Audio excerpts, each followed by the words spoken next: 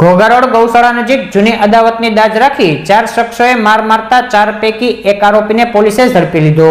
તળાજાના સરતાનપર ખાર વિસ્તાર ગામે રહેતા આશીષભાઈ વિક્રમભાઈ જાંબુચાને કૌશિક ઉર્ફે ભૈલું હિંમતભાઈ જાંબુચા સાથે અબોલા હોય, જેમાં આશીષભાઈ તેમના માસીના ઘરે ઘોઘા રોડ ગૌશાળા નજીક આવતા કૌશિકે રોકી કાતર કેમ મારે છો તેમ કહી કૌશિક સહિત 4 શખ્સોએ આશીષભાઈને તલવાર, ધોકા અને પાઇપ વડે માર માર્યાની પોલીસ ફરિયાદ નોંધાવવામાં આવી હતી, જે ફરિયાદના આધારે પોલીસે 4 પૈકી એક આરોપીને ઝડપી લીધો હતો।